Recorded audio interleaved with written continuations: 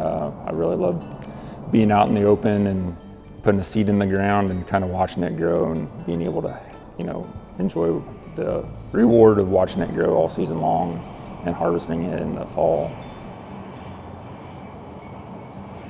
Being able to connect people with the land, to connect people with their food, to help them have that bond, that's really what I love about farming, and that's why I wake up every day and do it. Most farmers, I think, do it because they feel called to it, and they wouldn't do anything else, but it's it's a hard calling. Gosh, just climbing in and out of the tractor, or walking the fields, or lifting the bales, or lifting the boxes, or the constant stressors. It takes a toll. Right now we're facing terrible prices, and that really weighs on our decisions that we have to make every day on the farm, whether we're going to buy this or buy that. Weather has been playing a huge factor this year, and we were late getting everything in, and it's going to be really late getting everything out as far as harvest. It can be a real burden when every day is another challenge and you can't work your way out of them. And so the loss of revenue, thinking about how do we cover our loans, how do we pay back our debts, how do we fulfill contracts with customers that we've agreed to, where we've lost an entire crop, but we still need to fulfill those contracts so that we can keep that customer going into the following year. Yeah, it just kind of all piles up on you all at once, it seems like.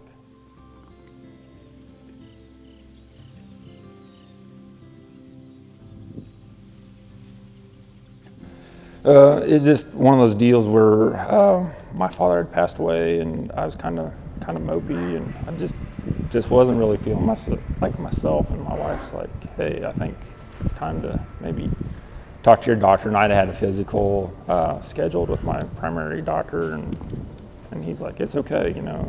I talked to him about it, and he's like, "It's okay. We can just figure something out," and give me a list of people I needed to talk to, and I started calling, and I found the right fit for me.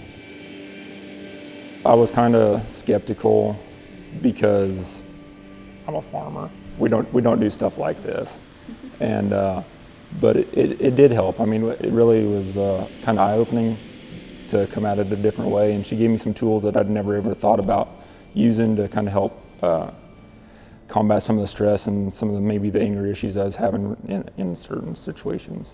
We all got to a pretty low point here when the rivers were rising at the end of May and June, where it was hard to see the light at the end of the tunnel.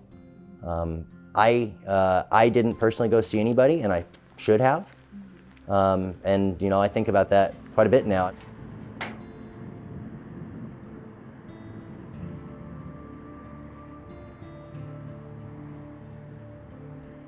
At times we will all struggle with anxiety, with depression.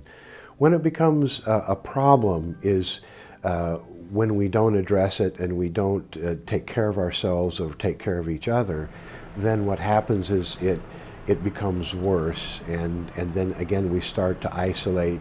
It affects us physically, and it is treatable, and it is very important to get that treatment. And what we need to do is educate ourselves. We do a good work as far as knowing the signs of a heart attack or the signs of a stroke. But what happens is we're not very good at identifying signs of someone who's struggling until we look back, and then we can see that those signs were present.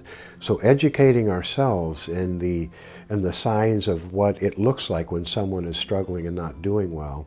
And then secondly, intervening, either going to someone and saying, "Hey, I see you're struggling, can I help?" Or "How can we help you walk through this together?"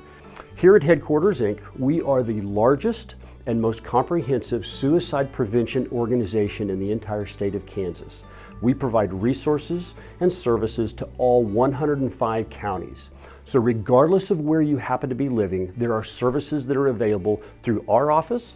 There are services that are available through the K-State Extension agents in your local communities.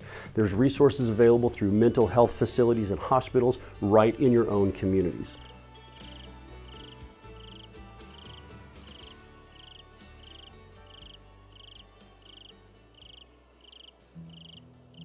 I'm not sure how many farmers have that comfort level in their conversations that would help cue people that their struggle isn't just their lost crop. Their struggle is dealing with the loss and being able to wake up the next morning and have the same struggle, and the next morning and the next morning.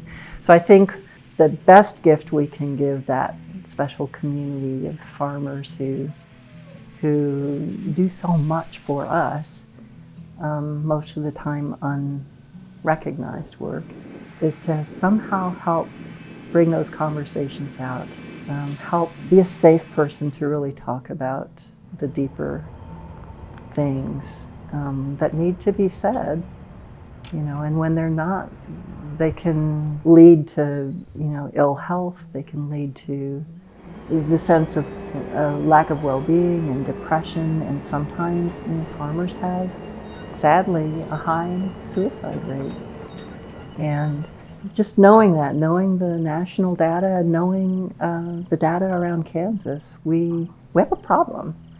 And part of it is probably related to the fact that we don't like to talk about these things. I mean, the general population doesn't like to talk about mental health or be stigmatized by the topic of, depression or anxiety or thinking about suicide. But we've got to talk about those things. That's how we get better. That's how we can really support each other.